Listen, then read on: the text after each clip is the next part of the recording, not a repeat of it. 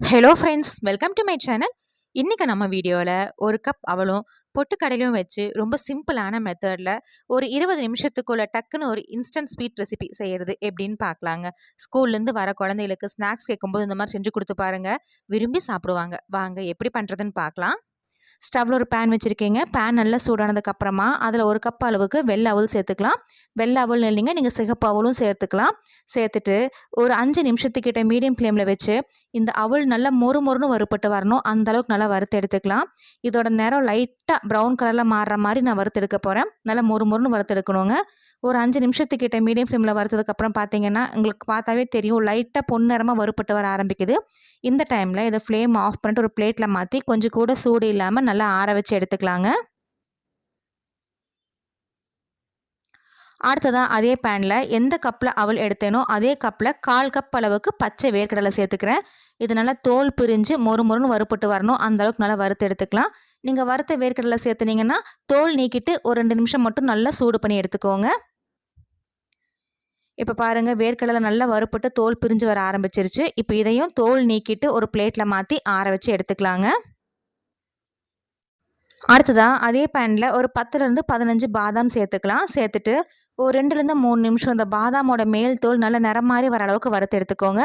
Medium ஃப்ளேமில் வச்சு 2லேருந்து 3 நிமிஷம் நல்லா வறுத்து எடுத்தோம்னா லைட்டாக நிறம் மாறி வர ஆரம்பிக்கும். லைட்டாக நிறம் மாறி வர டைமில் இது கூட எந்த கப்பில் அவல் எடுத்தோமோ அதே கப்பில் 1/4 கப் அளவுக்கு பொட்டுக்கடலை சேர்த்துக்கலாங்க. சேர்த்துட்டு இதையும் ஒரு 2லேருந்து 3 நிமிஷம் நல்லா வறுத்து எடுத்துக்கலாம். பொட்டுக்கடலையோட பச்சை மணம் போய் இந்த வறுப்பட்ட மணம் வரும், அந்தளவுக்கு நல்லா வறுத்து எடுத்துக்கணும். இந்த மாதிரி லைட்டாக செவந்து வறுப்பட்டு நல்லா மணம் வர டைமில் இந்த ரெண்டையும் ஃப்ளேம் ஆஃப் பண்ணிட்டு வறுத்த அவலோட சேர்த்து இதையும் ஆற வச்சு எடுத்துக்கலாங்க.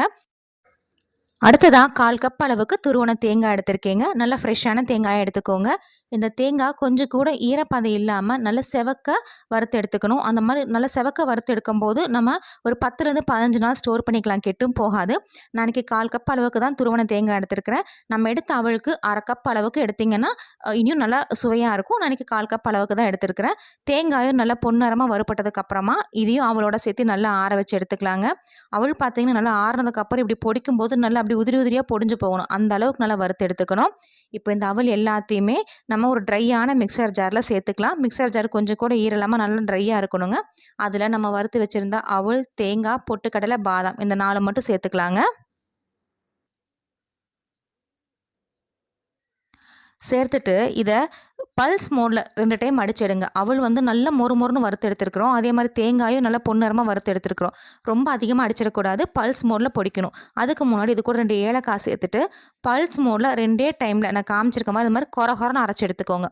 இந்த மாதிரி அரைச்சி எடுத்ததுக்கு அப்புறமா இது கூட ஏற்கனவே நம்ம வறுத்து தோல் நீக்கி எடுத்து வச்சுருந்த வேர்க்கடலையை சேர்த்துக்கலாங்க. அடுத்ததான் நான் இது கூட ஒரு 6 பேரிச்சம்பழம் விதை நீக்கி எடுத்து வச்சுருக்கேங்க. அது இது கூட சேர்த்துக்கிறேன். பேரிச்சம்பழம் பார்த்தீங்கன்னா நான் 6 தான் சேர்க்கிறேன். நீங்கள் 10லேருந்து 15 பேரிச்சம்பழம் அளவுக்கு சேர்த்துக்கலாம். உங்கள் விருப்பத்துக்கு தகுந்த அளவுக்கு சேர்க்கலாம். பேரிச்சம்பழம் எந்த அளவுக்கு சேர்க்குறோமோ அது தகுந்த அளவுக்கு நம்ம இனிப்பு கம்மியாக சேர்க்க போகிறோம். நான் இன்றைக்கி 6 பேரிச்சம்பழம் சேர்க்கறனால அவல் எடுத்த கப்பில் ஒரு 3/4 கப் அளவுக்கு நாட்டு சக்கரை சேர்க்குறேன். இதுவே நீங்கள் 10லேருந்து 15 பேரிச்சம்பழம் சேர்க்குறீங்க அப்படின்னா 1/2 கப் அளவுக்கு நாட்டு சக்கரை சேர்த்துனாலே போதுமானதாக இருக்கும். சேர்த்துட்டு இதையும் பல்ஸ் மோடில் அடிச்சு எடுத்தாலே போதுங்க. ஒரு 2லேருந்து 3 டைம் பல்ஸ் மோடில் அடிச்சு எடுத்தோம்னாலே நான் காமிச்சிருக்க மாதிரி உங்களுக்கு அப்படியே கொரகொரப்பாக வந்துடும். ரொம்ப நைஸாக இருந்தால் சாப்பிட்றக்கு அந்த அளவுக்கு சுவையாக இருக்காது. அதனால தான் பல்ஸ் மோடில் அடிச்செடுக்க சொல்கிறேன். இப்போ இதை வந்து ஒரு அகலமான பாத்திரத்தில் மாற்றிக்கலாம். நான் அவல் வறுத்த அதே பேன்லேயே சேர்த்துக்கிறேங்க. சேர்த்துட்டு இது கூட நெய்யில் வறுத்த முந்திரி பருப்பு சேர்த்துக்கலாம். நீங்கள் நெய் வந்து 1 டேபிள் ஸ்பூன் 2 டேபிள் ஸ்பூனுக்கு நெய் சேர்த்துட்டு முந்திரி பருப்பு பொடி பொடியாக கட் பண்ணி போட்டு அதை வந்து இது கூட சேர்த்துக்கிறேங்க. நீங்கள் முந்திரி, இல்லை பாதாம், பிஸ்தா, திராட்சை உங்கள் விருப்பத்துக்கு தகுந்த மாதிரி எது வேணால் சேர்த்துக்கலாம். சேர்த்துட்டு நல்லா வதக்கினதுக்கு அப்புறமா நம்ம ஏற்கனவே அரைச்சி வச்சுருந்தோம் அந்த அவல் கூட சேர்த்துட்டு ஒரு டைம் லைட்டாக கலந்து விட்டு எடுத்துக்கலாங்க. நல்லா கலந்ததுக்கப்புறமா கை பொறுக்கிற சூடு இருந்ததுக்கப்புறமா உங்கள் விருப்பத்துக்கு தகுந்த மாதிரி உருண்டைகளாக பிடிச்சி எடுத்துக்கலாம். சாப்பிட்றதுக்கு அவ்வளோ சுவையாக இருக்குங்க. ஸ்கூல்லேருந்து வர குழந்தைகளுக்கு சாயந்தரம் இந்த மாதிரி செஞ்சு கொடுத்து பாருங்கள், விரும்பி சாப்பிடுவாங்க. நம்ம ஸ்கூலுக்கும் ஸ்நாக்ஸாகவும் கொடுத்து விடலாம், அந்த அளவுக்கு டேஸ்ட்டாக இருக்கும். அவ்வளோதாங்க, சூப்பரான சுவையான அவல் லட்டு ரெடி. மிச்சம் இருக்க எல்லாத்தையும் இதே மாதிரி நம்ம உருண்டைகளாக பிடிச்சி எடுத்துக்கலாம். ஃப்ரெண்ட்ஸ், நீங்களும் இந்த சுவையான அவல் லட்டு ரெசிபியை ட்ரை பண்ணி பாருங்கள்.